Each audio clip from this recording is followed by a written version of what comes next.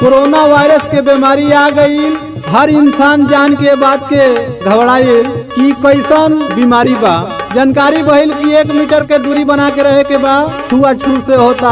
आ तब तक लॉकडाउन आ गई कोरोना वायरस से बचे खातिर। ऐसा में घुराऊ भौजी घुराऊ भैया के लगे गईली हाँ, कहतरी कि ये जी सुनी ना।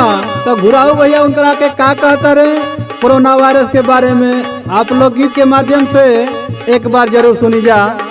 कैसे कहता रहे घुराऊ भैया, तनी दूर हटा हमसे गुजारिया,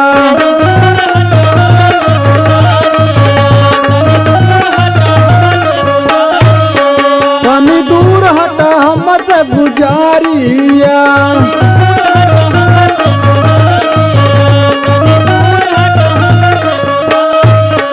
तनी दूर हटा हमसे गुजारिया, तनी दूर हटा हमसे गुजारिया। देखा आइल बा कोरोना के बीमारिया,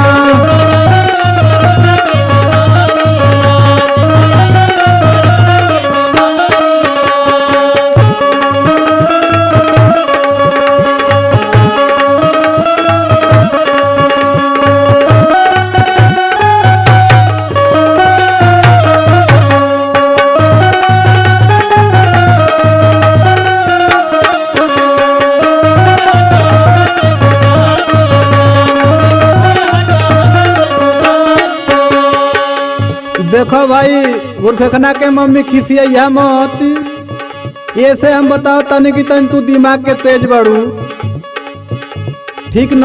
ऐसे बचे के बा कोरोना वायरस से तो हमरे बात के ध्यान दा। सुनो, जानी निकली है तू घरमा से बाहरी,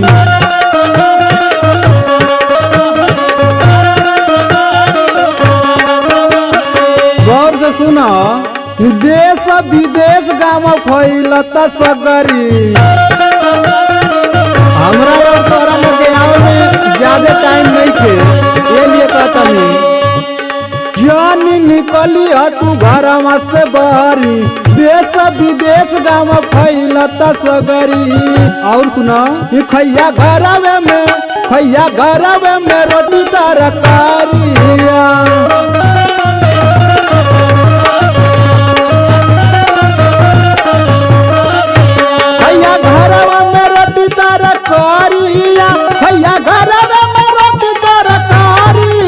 देखा आइल बा कोरोना के बीमारिया।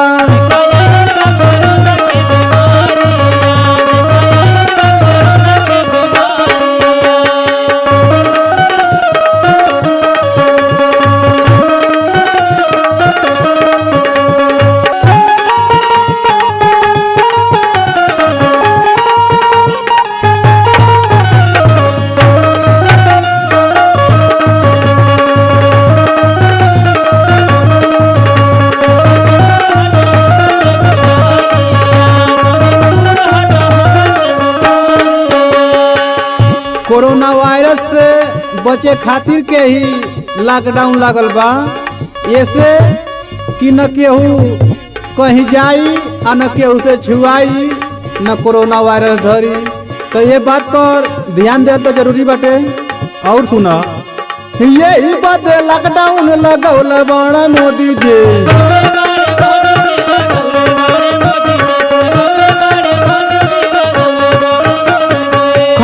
व्यवस्था टंच कैले बड़ा योगी जी।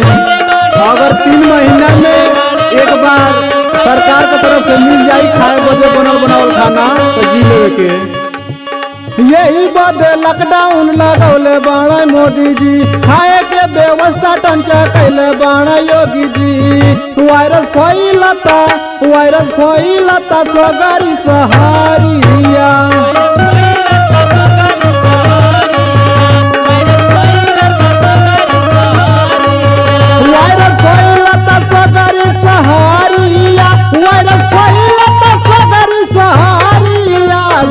आइल बा कोरोना के बीमारिया।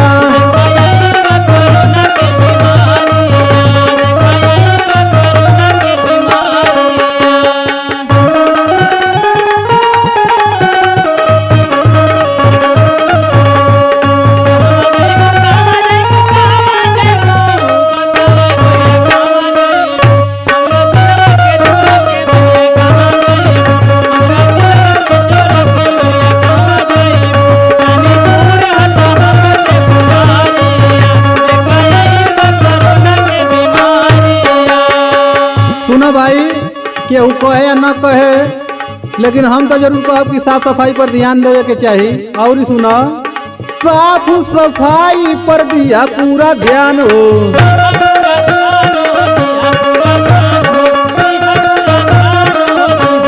ऐसे की जानलेवा बीमारी बना हो, नहीं तो बीमार हो चल जाई जान हो।